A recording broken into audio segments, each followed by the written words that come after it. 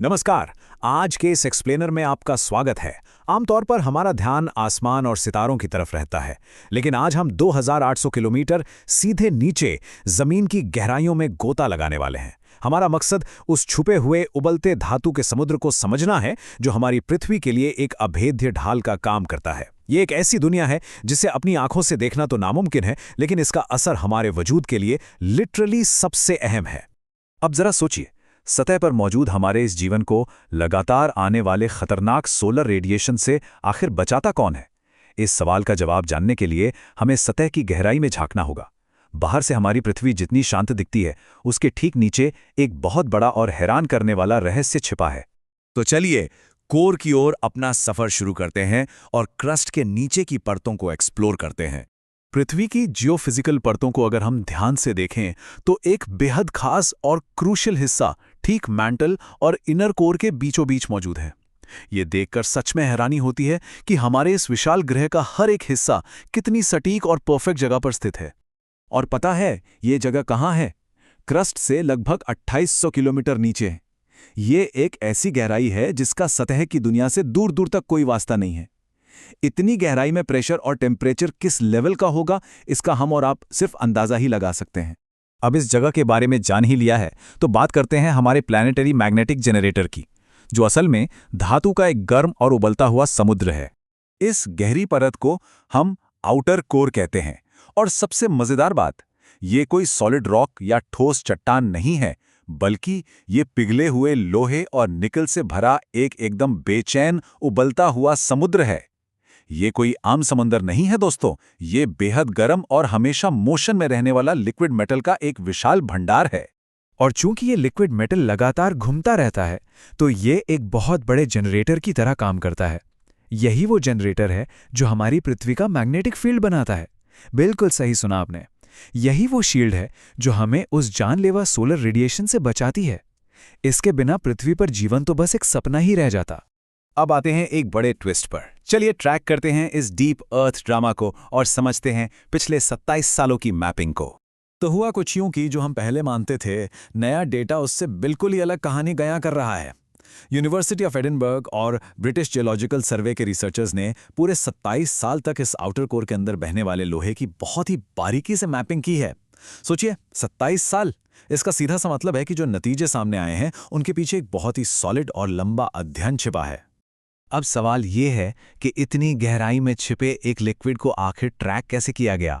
इसके लिए रिसर्चर्स ने जमीन पर मौजूद ग्राउंड स्टेशंस और 4 स्पेशल यूरोपियन सैटेलाइट्स के डेटा को कंबाइन किया। इन दोनों सोर्सेज से मिले डेटा के पहाड़ को एनालाइज करके ही ये सब मुमकिन हो पाया है। इस डेटा से एक बहुत ही दिलचस्प बात सामने आई। उन्होंने देखा कि इस पूरे बहाव का 95% हिस्सा लगातार पश्चिम की ओर बह रहा है, यानी एक स्टेडी वेस्टवर्ड फ्लो। और ये चीज़ बिल्कुल परफेक्ट तरीके से एक्सप्लेन करती है कि आखिर क्यों हमारी पृथ्वी का मैग्नेटिक फील्ड ऐतिहासिक रूप से हमेशा पश्चिम की ओर ही ड्रिफ्ट होता आया है। ये तो हो गई 95% की बात। लेकिन बाकी के 5% का क्या? यहीं पर आता है 2010 का ईस्टवर्ड सर्ज, यानी प्रशांत महासागर के नीचे अचानक आया वो हैरान करने वाला ट्विस्ट। बचे हुए उस छोटे से 5% हिस्से में एक बहुत ही ड्रामेटिक और अनएक्सपेक्टेड बदलाव देखा गया। हुआ ये कि साल 2010 में इक्वेटोरियल पैसिफिक ओशन के ठीक नीचे ये लिक्विड आयरन का फ्लो अचानक से पलट गया। 2010 से पहले जो बहाव पश्चिम की ओर एकदम धीरे धीरे रेंग रहा था, वो 2010 में अचानक बहुत तेजी से पूर्व की ओर उछाल मारने लगा। फिर 2020 आते आते ये शिफ्ट वापस से कमजोर पड़ने लगा। अब इस पूरी कहानी में सबसे कमाल की बात यह है कि साइंटिस्ट्स इस 2010 वाले लिक्विड रिवर्सल को और भी ज्यादा गहराई में हो रही घटनाओं से सीधे तौर पर लिंक कर पाए।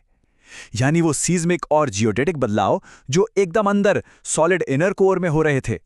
इसका मतलब समझ रहे हैं आप? जमीन के नीचे की हर एक लेयर एक दूसरे से बहुत ही गहराई से जुड़ी हुई है। और बात यहीं खत्म नहीं होती। उनके मॉडल के हिसाब से इस पिघले हुए समुद्र का फ्लो नॉर्दर्न और सदर्न हेमिस्फीयर्स के बीच लगभग 10% लॉपसाइडेड यानी असंतुलित है। ये जानकारी अपने आप में इस पूरे प्लैनेटरी सिस्टम में एक नई और सरप्राइजिंग असिमेट्री जोड़ देती है, जिसके बारे में हमें पहले कोई आइडिया ही नहीं था। तो चलिए अब समझते हैं इन तेज बदलावों और अचानक लगने वाले झटकों को, जिन्होंने प्लैनेटरी ज्योलॉजी के नियमों को ही पलट कर रख दिया है।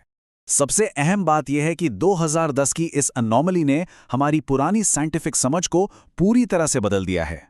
पुरानी थियरीज मानती थी कि गहराई में मौजूद लिक्विड्स बहुत ही धीरे धीरे और प्रिडिक्टेबल तरीके से मूव करते हैं, लेकिन ये नया डेटा बताता है कि ऐसा कुछ नहीं है।